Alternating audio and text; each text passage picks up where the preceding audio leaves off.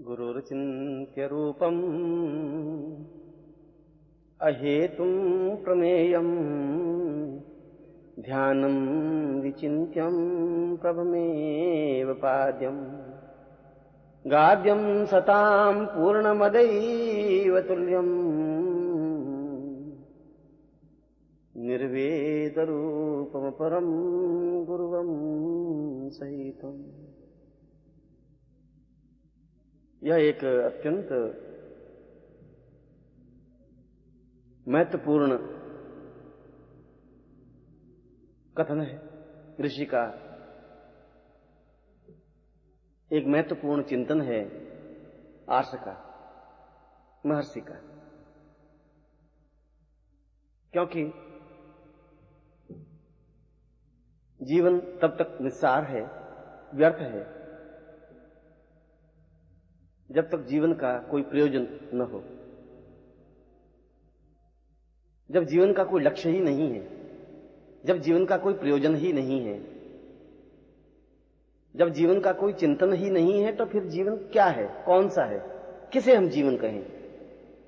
क्या सांस लेने की क्रिया को जीवन कह सकते हैं? क्या जिंदा रहने की कल्पना को जीवन कह सकते हैं? क्या संतान उत्पन्न करने की भावना को जीवन कह सकते हैं? यह सब तो जीवन नहीं है। इन तत्वों के माध्यम से तो जीवन का निर्माण नहीं हो सकता। और जब जीवन का मूल्य और महत्व ही ज्ञात नहीं है, जब जीवन का अर्थ और जीवन का मकसद ही हमें पता नहीं है, तो फिर हम तो वैसे ही पशु हैं जो डोलते रहते हैं, एक अज्ञात नकेल डाले हुए। उनको स्वयं को ज्ञात नहीं कि वे किस तरफ जा रहे हैं, उनको खुद को पता नहीं कि वे कौन से रास्ते पर खड़े हैं, उनको खुद को यह ज्ञान नहीं है कि उनकी यह मंजिल कहां समाप्त होगी। जिस रास्ते का प्रारंभ पता नहीं है, जिस रास्ते का अंत पता नहीं है, उस रास्ते पर चलना तो अंधे की तरह चलना होता है। जिसका सूत्र हमारे हाथ में नहीं है, जिसका चिंतन और ज्ञान हमारे हाथ में नहीं है, तो फिर हम किन शब्दों से उसे जीवन कह सकते हैं? हम तो केवल अपनी लाश को कंधे पर ढोए हुए शमशान की ओर बढ़ते चले जाते हैं। एक क्षण रुककर सोचने की जरूरत है, क्या हमारा जीवन पशु जीवन से ऊपर उठा है? क्या हमने अपने जीवन के मकसद को समझा है? क्या हम जानते हैं कि हमें अपने जीवन में कहां तक पहुंचना है? क्या हमने कभी निर्णय लिया है कि जीवन के किस भाग पर हम खड़े हैं? हमने कभी सोचा ही नहीं। हमने तो भोग विलास को जीवन मान लिया, हमने तो सांस लेने की क्रिया को जीवन मान लिया, हमने तो जिंदा रहने की कल्पना को जीवन मान लिया। यह कितनी छोटी सी बात है। यह तो जीवन के प्रकार हैं। कपड़े पहनना, कपड़े छोड़ देना, सांस लेना, सांस छोड़ देना, भोजन करना, पानी पीना, सांस लेना, अपने जीवन के अन्य क्रियाकलाप करना, ये तो जीवन के प्रकार हैं। जीवन तो नहीं है। जीवन तो कुछ और ताने बाने से बुना हुआ होता है। जीवन तो वह होता है जिसका सूत्र हमारे हाथ में होता है। जीवन तो वह होता है जिसका मर्म हमें ज्ञात होता है। और हम जिंदा तो हैं, सामाजिक और वैज्ञानिक परिभाषा में हम जीवित हैं, मगर शास्त्रीय पद्धति में हम मृत हैं। क्योंकि विज्ञान तो यह कहता है कि जो सांस लेता है, जो गतिशील है, वह जीवन है। शास्त्र कहता है कि जिसमें चेतना नहीं है, जिसको इस बात का होश नहीं है कि मैं क्या हूं, कहां जा रहा हूं, कहां पहुंचना है, वह मृत है। और हम इस क्षण भी अगर रुक करके सोचें तो हमें ज्ञात ही नहीं है कि हमें कहां पहुंचना है। हमने तो चांदी के चंद टुकड़ों को इकट्ठा करने की क्रिया को जीवन मान लिया, 2-4 मकान बना लेने की जीवन पद्धति को जीवन मान दिया। यह तो जीवन नहीं है। यह तो जीवन का एक प्रकार है, चाहे भौतिक दृष्टि से जिए, चाहे निर्धनता में जिए, चाहे अमीरी में जिए, चाहे वैभव में जिए। और जब तक जीवन के इस चिंतन को नहीं समझेंगे तब तक हम सही अर्थों में जीवित भी नहीं हो पाएंगे।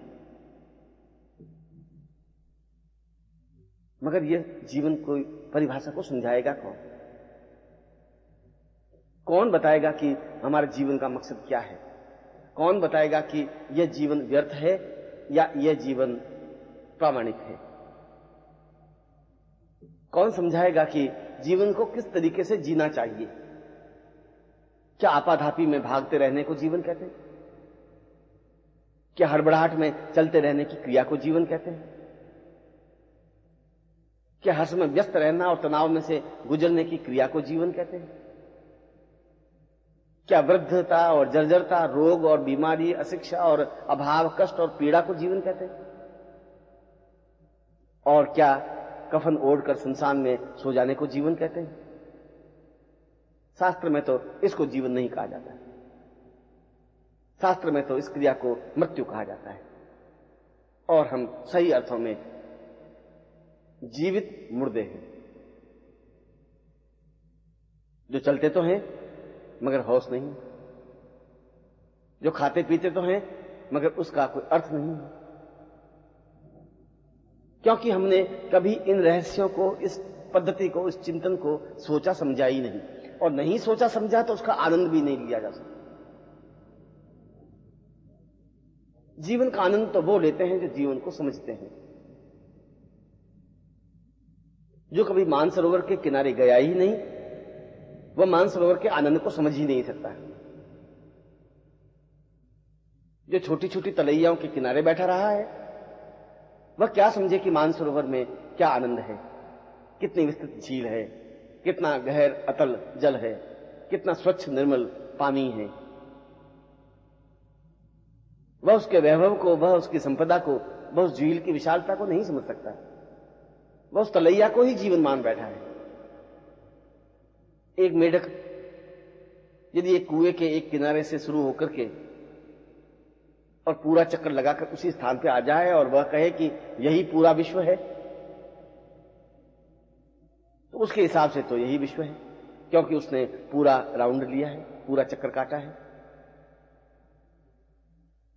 मगर यदि कभी उस मेढक को तालाब में डाल दिया जाए तो इतने अथाह जल को देखकर आश्चर्य में पड़ जाएगा कि अरे, मैं तो कुछ नहीं था, दुनिया तो कुछ और है, संसार तो कुछ और है। और यदि वह भूले भटके इस तालाब का भी पूरा चक्कर लगा दे और यह मन में प्रसन्नता व्यक्त कर ले कि मैंने अब पूरा विश्व देख लिया है, पूरा जीवन देख लिया है, अब इससे बड़ा तालाब, इससे बड़ा जल की राशि, इससे बड़ा जलाशय क्या हो सकता है? ये तो बहुत लंबा चौड़ा तालाब है और मैंने प्रयत्न करके इसका पूरा एक चक्कर लगाया है, मैंने देखा है, यही तो जीवन है। और यदि वह समुद्र में गिर जाए और समुद्र के अथाह जल को देखे तो उसे आश्चर्यचकित हो जाना पड़ेगा कि वह तो एक छोटा सा हिस्सा था, वह जीवन था ही नहीं। तुम्हारी भी स्थिति उस कुएं के मेढक की तरह है, जिसे तुम एक सीमित दायरे में घूमने की क्रिया को ही जीवन मान लिया है। पत्नी है, 1-2 पुत्र हैं, थोड़ा सा धन है, मकान है, समाज में संपदा है, सम्मान है, और इसी को तुमने जीवन मान लिया, क्योंकि इससे बाहर निकलने की क्रिया का तुम्हें ज्ञान ही नहीं रहा। कभी बाहर गए ही नहीं, कभी देखा ही नहीं कि इससे बड़ा भी कोई एक परिवेश है, एक स्थान है। और जब तुम वहां जाओगे तो तुम्हें देखोगे कि तुम जो जीवन जी रहे थे, तुम जिस घेरे में आबद्ध थे, वह तो एक बहुत छोटा सा हिस्सा है जिसमें कोई आनंद नहीं है। वह तो एक व्यवस्था है, एक मजबूरी है। समाज में जिंदा रहना तुम्हारी मजबूरी है। परिवार का पालन पोषण करना तुम्हारी मजबूरी है। समाज तुम्हारे साथ या परिवार तुम्हारे साथ नहीं चल सकता। परिवार का कोई सहयोग तुम्हारे जीवन में नहीं मिलेगा। जब वाल्मीकि को, जब वो डाकू थे, ऋषि तो बहुत बाद में बने, रामायण की रचना तो बहुत बाद में की, पहले तो भयानक डाकू थे जिनके नाम से पूरा आर्यावर्त घबराता था, थर थर कांपता था। उस रास्ते से कोई राहगीर जा ही नहीं सकता था। लूटना, खसोटना, मारना, छीन लेना ही उसका कार्य था।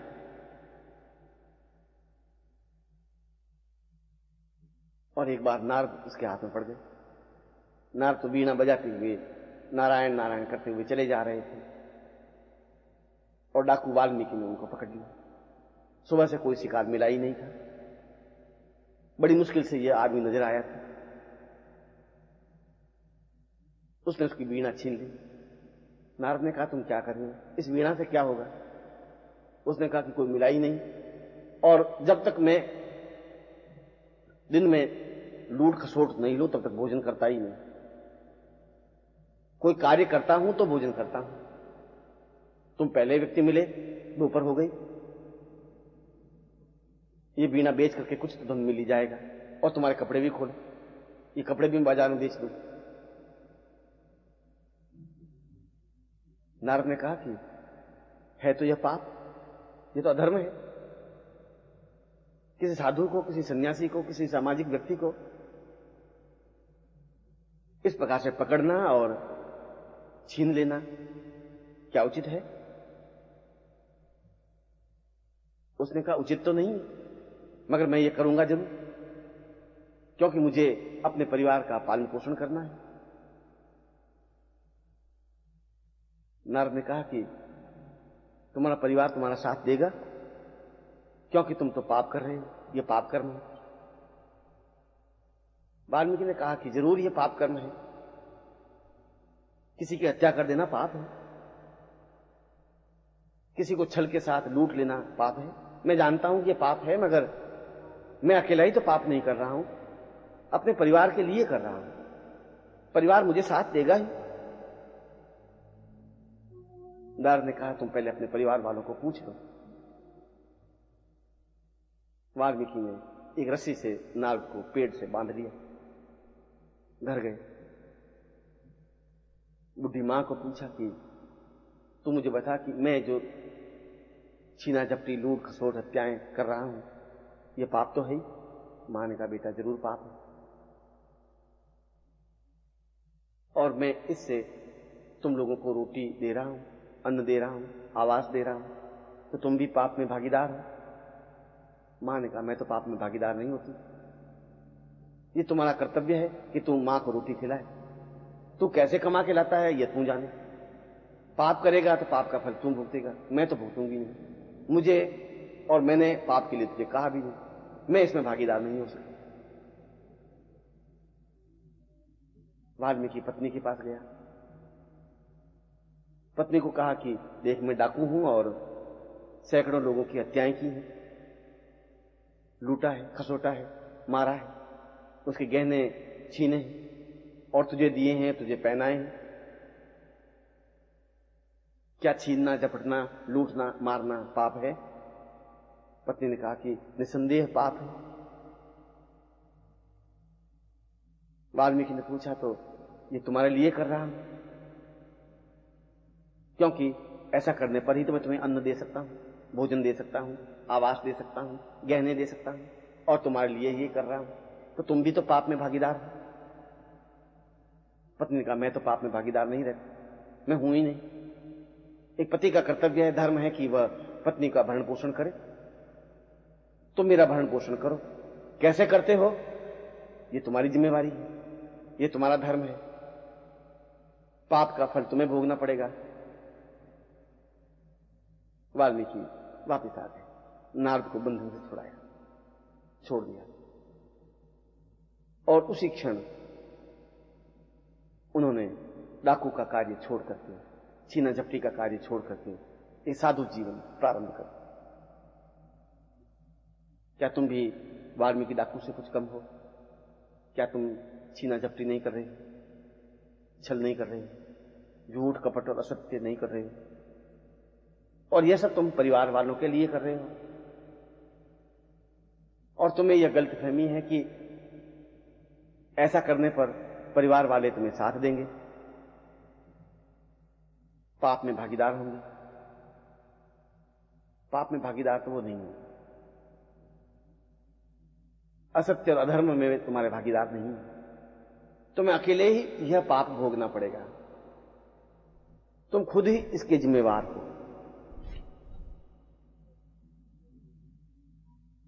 फिर तुम कब इस चेतना को, इस जीवन को समझ सकोगे? कब तुम्हें नारद मिलेंगे? कब तुम्हें ऋषि मिलेंगे? कब तुम्हें समझा सकेंगे कि यह जीवन नहीं है जो तुम कर रहे हो? परिवार का पालन पोषण करना तुम्हारा कर्तव्य और धर्म है, मगर यह परिवार के लिए कर रहे हो। तुम अपने लिए क्या कर रहे हो, कब कर रहे हो, कैसे कर रहे हो? और जब तक तुम ऐसा करोगे नहीं, तब तक जीवन में तुम्हें कुछ मिलेगा भी नहीं, तब तक जीवन का अर्थ समझोगे ही नहीं। जरूरत तो तुम्हें यह है कि तुम्हें कोई ऋषि मिले, कोई नारद मिले, कोई गुरु मिले जो तुम्हें समझा सके, जो तुम्हें चेतना दे सके, जो तुम्हारे हृदय पर प्रहार कर सके, जो तुम्हें सीने के बल पर ज्ञान दे सके कि यह सब कुछ बेकार है। जिस रास्ते पर चल रहे हो, इस रास्ते से तो शमशान की यात्रा ही संभव हो सकेगी। यह तो कफन ओढ़कर शमशान में सोने की साधना है, प्रयोग है, जीवन है। इसमें कुछ पाना है ही नहीं, खोना ही खोना है। और तुम कुछ प्राप्त नहीं कर रहे हो, क्योंकि जो कुछ तुमने प्राप्त किया है, ये मकान, ये धन, ये चांदी के चंद टुकड़े, ये कागज के नोट, ये पत्नी, ये पुत्र, ये तो मृत्यु के समय पीछे खड़े रह जाएंगे। कोई तुम्हारे साथ चलेगा ही नहीं, तुम्हारे साथ इनकी यात्रा नहीं है। और जो तुम्हारे साथ नहीं है वो तुम्हारे सहयोगी नहीं है। साथ तो तुम्हारा जीवन चलेगा, तुम्हारी प्राण चेतना चलेगी, तुम्हारी भावनाएं चलेंगी। यदि तुम ऐसा चिंतन करते हो, यदि तुम्हारे मन में ऐसा विचार है, तो तुम जीवन का पहला सबक सीख सकते हो, पहला अध्याय पढ़ सकते हो। मगर इसके लिए जरूरत है दमखम के साथ कहने वाले गुरु की, समझाने वाले व्यक्ति की, एक ऐसे व्यक्तित्व की जो तुम्हें डाकू जीवन से मनुष्य जीवन दे सके, एक ऐसे व्यक्तित्व की जो तुम्हें समझा सके कि तुम जो कुछ कर रहे हो वह तुम खुद कर रहे हो, उसके लिए कोई सहयोगी नहीं है, तुम्हारे पाप कार्य में कोई भागीदार नहीं है। तुम जो झूठ और छल कर रहे हो उसका फल भी तुम्हें ही भोगना पड़ेगा। और जिन्होंने भी अपने जीवन में झूठ और छल कपट और असत्य का आचरण किया, उनका बुढ़ापा अत्यंत दुखदायी अवस्था में व्यतीत हुआ, रोगों से जर्जर, अभावों से पीड़ित, असक्त, परेशान, दुखी और संतप्त। जब बेटे उनको पूछते नहीं, जब बहुएं उनका साथ देती नहीं, जो समाज उन्हें धिक्कारता है कि इसने जीवन भर छल कपट किया। क्या तुम ऐसा जीवन चाहते हो? क्या तुम ऐसा बुढ़ापा चाहते हो? क्या तुम ऐसा चाहते हो कि मृत्यु तुम्हारा गला पकड़ ले और छटपटाए? क्या तुम ऐसा चाहते हो कि मरते समय तुम्हारी आंखों में से आंसू ढुलके और कोई हमदर्दी दिखाने वाला न हो? क्या तुम ऐसा जीवन चाहते हो कि मृत्यु के बाद सब लोग तुम्हें धिक्कारें और कोई तुम्हारे प्रति कृतज्ञता ज्ञापित नहीं करे, किसी की आंख नहीं भीगे, किसी के मन में रुलाई नहीं फूटे? ऐसा जीवन तुम्हारा क्या काम आएगा? क्या प्रयोजन है इस जीवन का? क्योंकि इस जीवन को ढोकर के तो तुम जीवन में कुछ प्राप्त ही नहीं कर सकते, और इसलिए नहीं कर सकते कि यह सब जीवन है ही नहीं। जो जीवन नहीं है वह तो पत्थरों के ढेर को उठा के चलने की क्रिया है, जिसमें झूठ के पत्थर हैं, कपट के पत्थर हैं, असत्य और व्यभिचार के पत्थर हैं, और इनसे प्राप्त होता है दुख, परेशानियां, अड़चने, बाधाएं, रोग, जर्जरता, बुढ़ापा और मृत्यु। ये तुम्हारे सामने खड़े हैं, 2-4 कदम चलने पर ही इनका सामना करना पड़ेगा। फिर तुम चाहे कितनी औषधि लो, व्यर्थ है। फिर तुम चाहे कुछ भी करो, बेकार है। फिर तुम्हारा कोई साथ नहीं देगा, घर वाले भी नहीं, पत्नी भी नहीं, पुत्र भी नहीं, बंधु बांधव भी नहीं, रिश्तेदार भी नहीं, समाज भी नहीं, क्योंकि तुमने अपने जीवन में कोई ऐसा मार्गदर्शक ढूंढा ही नहीं जो तुम्हें ज्ञान दे सके, झकझोर सके, चेतना दे सके, दमखम के साथ तुम्हारे सामने खड़ा हो सके, तुम्हें कह सके कि यह सब गलत है, तुम्हें कह सके कि तुम गलत रास्ते पर हो, तुम्हें कह सके कि यह रास्ता शमशान की ओर जाता है, मृत्यु की ओर नहीं, अमृत की ओर नहीं, सुख और सौभाग्य की ओर नहीं, आनंद की ओर नहीं। और यदि आनंद की यात्रा नहीं है, मधुरता की यात्रा नहीं है, सौभाग्य की यात्रा नहीं है, तो फिर वह जीवन नहीं है। ऐसे तो तुम्हारे बाप दादा परदादा हजारों लोग शमशान में जाके मृत्यु को प्राप्त हो गए, और आज उनका नाम लेने वाला भी कोई नहीं है। तुम भी उसी तरीके से मृत्यु को प्राप्त हो जाओगे, और तुम्हें कोई पूछने वाला नहीं होगा, कोई तुम्हारे लिए विचार करने वाला नहीं होगा, कोई एहसास करने वाला भी नहीं होगा कि तुमने कितना कितना परिश्रम किया है।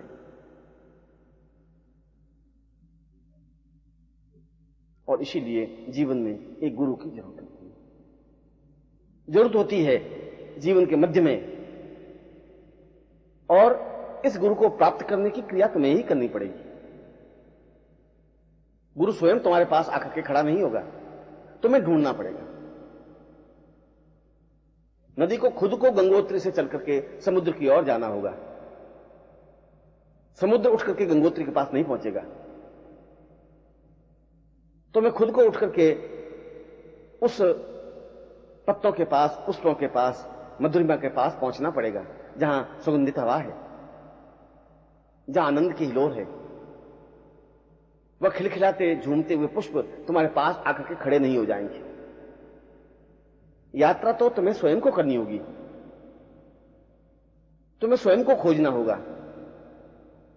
जिस प्रकार से तुम धन खोजते हो, पुत्र खोजते हो, उसी प्रकार से गुरु की खोज करना भी तुम्हारे लिए अनिवार्य है, आवश्यक है। ऐसा गुरु जो सशक्त हो, जो समर्थ हो, जो योग्य हो, जो प्रहार करने वाला हो,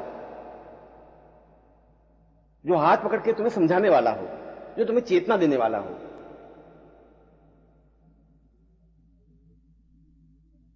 इस यात्रा में तुम्हारे अंदर कई प्रकार की भ्रांतियां आएंगी, क्योंकि तुमने उन भ्रांतियों को ही पाल रखा है। शक, संदेह, तुम्हारे अंदर कपट और व्यभिचार पाल रखा है,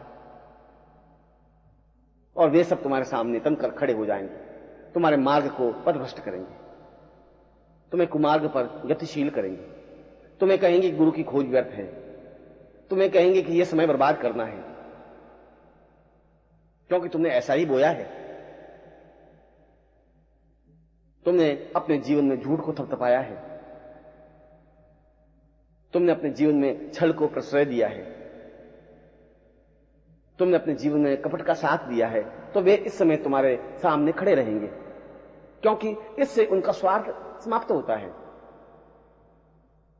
कायर और बुज़दिल हताश हो जाते हैं, निराश हो जाते हैं, खोज बंद कर देते हैं। मगर जो हिम्मती हैं, जो दृढ़ निश्चयी हैं, जो एक क्षण के साथ जल उठने वाले हैं, जो निश्चय कर लेते हैं कि मुझे कुछ करना है, खोज करनी है, मुझे ऐसा घिसा पिटा जीवन नहीं जीना है, मुझे अपने जीवन में वह सब कुछ प्राप्त करना है जो जीवन का आनंद है, जीवन का ऐश्वर्य है, जो मृत्यु से अमृत्यु की ओर जाने वाला है, जो आनंद प्रदान करने वाला है, जो ऐश्वर्य प्रदान करने वाला है, जो सही अर्थों में पूंजी देने वाला है, धनवान बनाने वाला है।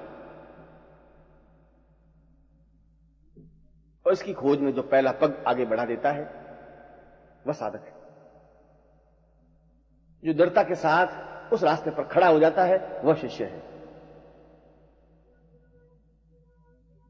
जो निश्चय करके यह प्रयत्न करता है कि मुझे गुरु को प्राप्त करना ही है, वह सन्यासी है, वह योगी है। जो इस रास्ते पर गतिशील होने की क्रिया करता है वह सही अर्थों में तपस्वी है। जंगलों में खाक छानने वाले तपस्वी नहीं होते। चारों तरफ आग लगा करके बीच में बैठने वाले को योगी नहीं कहते। जो जीवन के मर्म को समझने की कोशिश करते हैं वे योगी और सन्यासी हैं।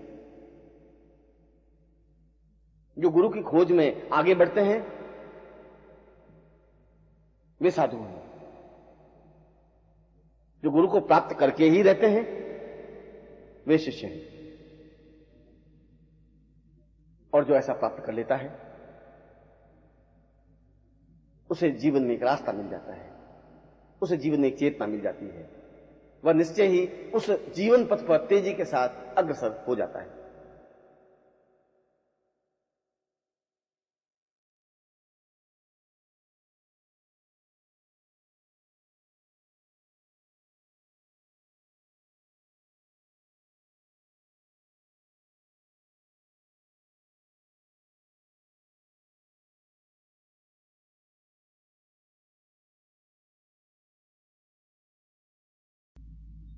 शिष्य किसी हाड़ मांस के पिंड को नहीं कहते। शिष्य तो एक भाव है, एक चेतना है, समर्पण का एक प्रकार है। जिसमें समर्पण नहीं वह शिष्य हो ही नहीं सकता। किसी आंख नाक कान हाथ पैर वाले को शिष्य नहीं कहते।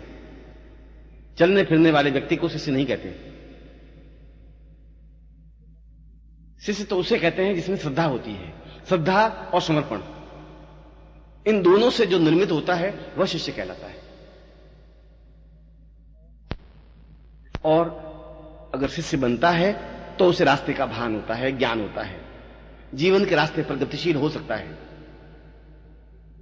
दीक्षा लेने वाले को शिष्य नहीं कहते, सिर मुंडने वाले को भी शिष्य नहीं कहते, हरिद्वार में स्नान करने वाले को भी शिष्य नहीं कहते, और गुरु के पैर दबाने वाले को भी शिष्य नहीं कहते।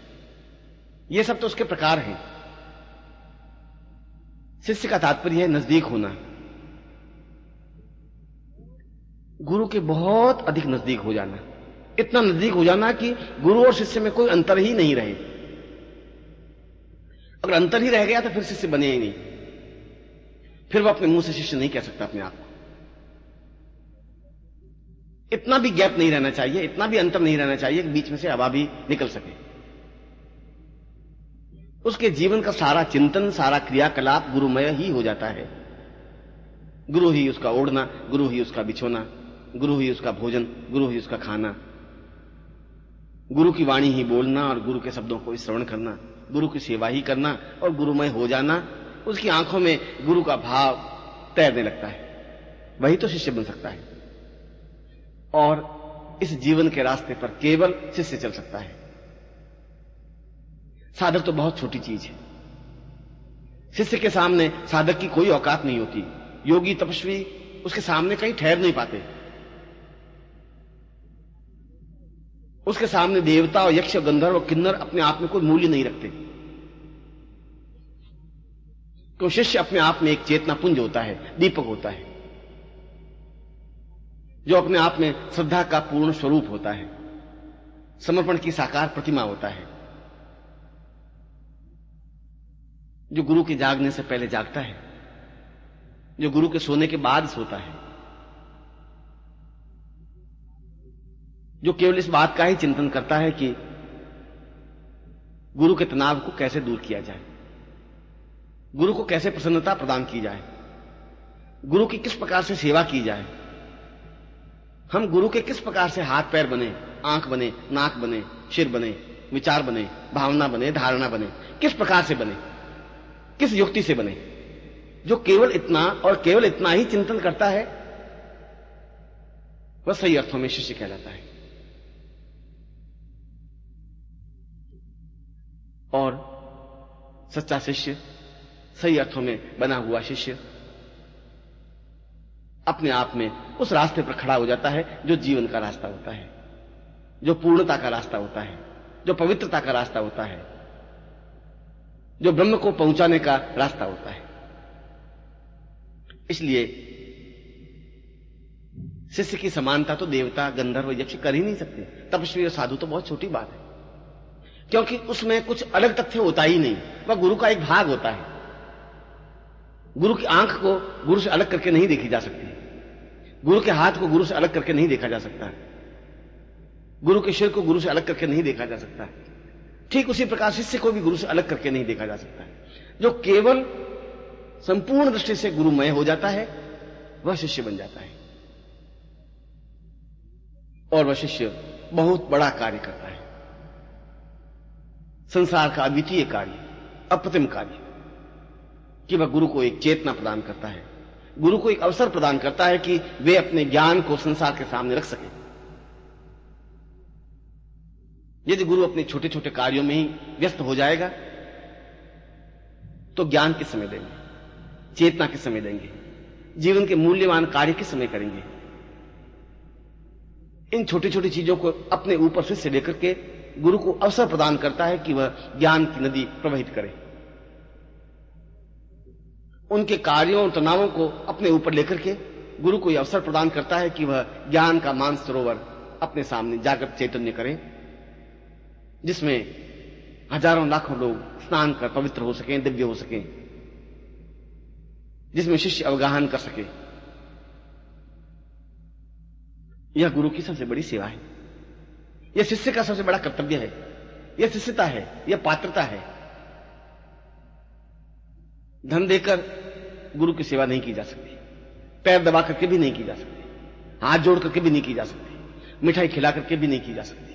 वह तो गुरु को एक अवसर प्रदान करता है, उनकी व्यस्तता को अपने ऊपर ले लेता है, उनके तनावों को अपने ऊपर ले लेता है, उनके दुखों को अपने ऊपर ले लेता है, उनके परेशानी को अपने ऊपर झेल लेता है और गुरु को मुक्त कर देता है, जिससे कि और अत्यंत महत्वपूर्ण कार्य किया जा सके, एक नया ग्रंथ की रचना की जा सके, एक नए ज्ञान की निर्जरणी प्रभावित की जा सके, एक साधना का रास्ता प्रशस्त किया जा सके, एक उपासना का मार्ग खोजा जा सके, एक प्राचीन ऋषियों के उन आर्ष वाक्यों को नए सिरे से जागृत और चैतन्य किया जा सके,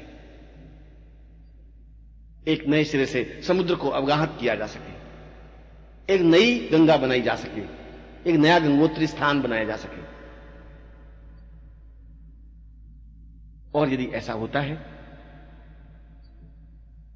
तो शिष्य का भार अपने आप में हिमालय से भी ऊंचा उठ जाता है।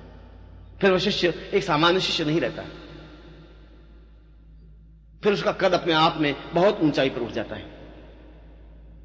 फिर विश्व उसे श्रद्धा और सम्मान की दृष्टि से देखने लग जाता है। जनक और राम जैसे, कृष्ण और महावीर जैसे, बुद्ध और चेतना पुरुष जैसे योग्यतम शिष्य बने, जिन्होंने शिष्यता के उन मापदंडों को छुआ जो अपने आप में भारतीय संस्कृति के चेतना पुंज है।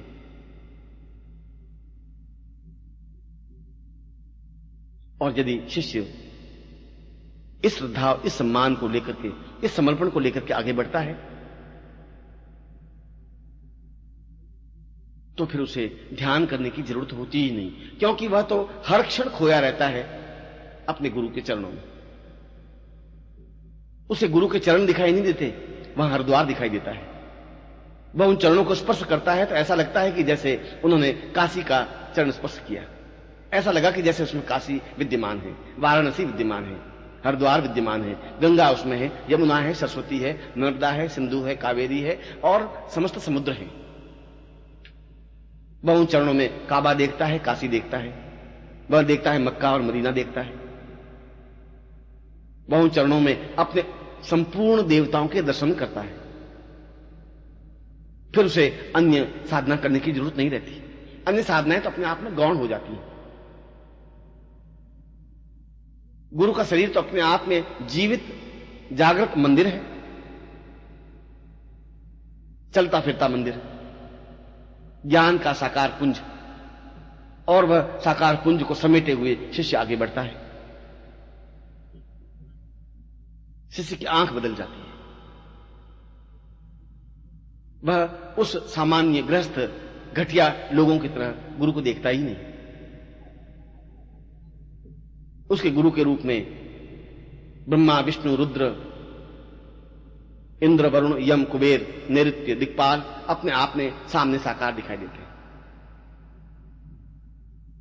जब वह भक्ति भाव से गुरु को प्रणाम करता है तो ऐसा लगता है कि सामने चारों वेद खड़े हैं, ऋग्वेद, यजुर्वेद, सामवेद, अथर्ववेद। गुरु का प्रत्येक शब्द अपने आप में मंत्रमय हो जाता है, वेद वाक्य बन जाता है। गुरु की दृष्टि अपने आप में पूर्णता की दृष्टि होती है, ब्रह्म की दृष्टि होती है, जिसे पाकर वह अपने आप को धन्य और गौरवशाली अनुभव करने लगता है। ध्यान प्रक्रिया तो अपने आप को खो जाने की प्रक्रिया है, अपने आप को अतल गहराइयों में डुबा देने की प्रक्रिया है। ध्यान का तात्पर्य तो इतना ही है कि उसे अपने शरीर का भान नहीं रहे। ध्यान की प्रक्रिया का तात्पर्य है कि मानसरोवर में बहुत गहराई के साथ डुबकी लगाई हुई हो। ध्यान की प्रक्रिया का तात्पर्य यह तो है कि बाहरी संसार और बाहरी क्रियाकलापों का कोई अस्तित्व, कोई भान उसके जीवन पर नहीं हो। और जब वह शिष्य बनता है तो वह उस उच्च कोटि के ध्यान में संलग्न हो जाता है जो गतिशील ध्यान है, जड़ ध्यान नहीं है। जड़ ध्यान तो आंखें बंद कर, पालथी मारकर अपने अंदर उतरने की क्रिया है, वह तो बहुत सामान्य है। आंख खोल करके ध्यान करने की प्रक्रिया अपने आप में ब्रह्म की प्रक्रिया है। यह ब्रह्म साधना है। गतिशील होते हुए ध्यान करते रहने को पूर्णता की साधना माना गया है। पूर्णमदः पूर्णमिदं पूर्णात् पूर्णमुच्यते। ब्रह्मुच्यते गतिशील है और पूर्ण बनता जा रहा है, गतिशील है और वह ध्यान करता जा रहा है, क्योंकि वह शिष्य गतिशील होते हुए भी उसकी आंख में केवल गुरु का बिंब ही रहता है। हर क्षण, हर पल, प्रतिपल उसके जीवन का कण कण और रोम रोम गुरु में व्यतीत हो जाता है, लीन हो जाता है। उसका खुद का कोई अस्तित्व रहता ही नहीं, उसे अपने शरीर का भान ही नहीं होता, उसे सुख दुख व्याप्त होता ही नहीं, उसे थकावट लगती ही नहीं, वह एहसास ही नहीं करता कि मुझे विश्राम की जरूरत है। उसे एक ही चिंतन रहता है कि मैं गुरु के चरणों में किस प्रकार से रहूं, किस प्रकार से ज्यादा उनके कार्यों में सहयोगी बनूं, किस प्रकार से उनके ध्यान में डूबा रहूं। रात्रि को अगर सोता भी है तो मुंह से ही नहीं, उसके सारे रोम रोम से गुरु शब्द उच्चरित होता रहता है, गुरु मंत्र उच्चरित होता रहता है। उसका प्रारंभ, उसका सूर्योदय गुरु मंत्र से होता है और उसकी निद्रावस्था गुरु से संपन्न होती है। यह गतिशील ध्यान है। यह अपने आप में समाधि की क्रिया है। जमीन में गड़ने की क्रिया को समाधि नहीं कहते, वहां तो मुर्दे समाधिगत होते हैं, गड़ जाते हैं, जिसे अपने आप का भान रहता ही नहीं, जो संपूर्ण चेतना के साथ गुरु के ज्ञान को, गुरु के कार्य को, गुरु की भावनाओं को, गुरु के आदर को, उनके सम्मान को, उनके शरीर को, उनके सौष्ठव को अपने आप में पूर्णता देने का प्रयास करता है, यह समाधि है। जब उसमें कोई दूसरा बिंब होता ही नहीं, जब कोई दूसरी चेतना ही नहीं होती, जब कोई दूसरा कार्य होता ही नहीं, तो वह समाधि है। और यह गतिशील समाधि है जिसको पूर्णत्व समाधि कहा गया है। और जीवन के आयामों में पूर्णता प्राप्त करने में, ब्रह्ममय होने में दो ही तो मेन प्रकार हैं, दो ही तो आधारभूत सत्य हैं, ध्यान और समाधि। जहां अपना भान नहीं रहता वह ध्यान है, और शिष्य को अपना भान होता ही नहीं। उनका खुद का कोई विचार ही नहीं होता, उसकी खुद की कोई क्रिया ही नहीं होती, वह तो खो जाता है, वह अपने आप में डूब जाता है, निमग्न हो जाता है। गुरु से मानसरोवर में छलांग लगाने को कहते हैं। वो कहते हैं कि इस किनारे पर खड़ा मत रह, इन घोंघों से, इन पत्थरों से तुम्हारे जीवन का मूल्य नहीं बन सकता। इन छोटी मोटी साधनाओं से तुम्हारे जीवन में पूर्णता नहीं आ सकती। तुम 2-4 साधनाएं कर लोगे तो ठीक वैसा ही होगा जैसे तुमने 2-4 कंकर, 2-4 चमकीले पत्थर इकट्ठे कर लिए। 2-4 कंकर पत्थरों से जीवन का सत्य, जीवन की पूर्णता का आभास नहीं हो सकता। ये तुम्हें वास्तविक पूर्णत्व के दर्शन करने हैं, ये तुम्हें ब्रह्ममय बनना है, तो फिर किनारे का मोह छोड़ना पड़ेगा। फिर तुम्हें बीच मानसरोवर में छलांग लगानी पड़ेगी, बिना किसी के साथ, उस खतरे को उठाते हुए, अपने आप को चैलेंज देते हुए, अपने आप को फना करते हुए। और जो बीच धार में छलांग लगा लेता है उसके हाथ मोतियों से भरे होते हैं। बाहर निकलते समय उसके सारे शरीर पर, हाथों में मोती ही मोती होते हैं। उसकी आंखों में एक चमक होती है, उसके लाट में एक प्रशस्तता होती है, उसका भाल हिमालय से भी ऊंचा होता है, उसका सारा शरीर दैदीप्यमान हो उठता है। और यह जीवन का सत्य है। डूब जाना अपने आप में जीवन की पूर्णता है, क्योंकि वह सही अर्थों में पहली बार समाज के बंधन तोड़कर अपने पंख फड़फड़ाना सीखता है। तुम पिंजरे में बंधे हुए एक पक्षी हो, राजहंस, छोटे मोटे पक्षी ही नहीं, मगर तुम्हें अपने कुल और गोत्र का ज्ञान ही नहीं रहा। तुम्हें यह भान ही नहीं रहा कि पिंजरे के बाहर भी मेरा जीवन है। तुम हर समय भयभीत रहे कि कोई भी झपट्टा मार सकता है, तुम्हारे पंख नोच सकता है। हर समय तुम भय से आक्रांत रहे कि कभी कोई हमला कर देगा और तुम्हारे जीवन को समाप्त कर देगा। यह जीवन तो पिंजरे में पड़े पड़े भी समाप्त हो जाएगा। मृत्यु तो पिंजरे के अंदर भी झपट्टा मार देगी। उस समय तुम्हारे पास और कोई चारा, कोई अस्तित्व तो नहीं रहेगा। उस समय तुम्हारे पास कोई चेतना नहीं होगी, कोई सहायक नहीं होगा, मृत्यु को धकेलने की कोई तुम्हारे पास क्रिया नहीं होगी।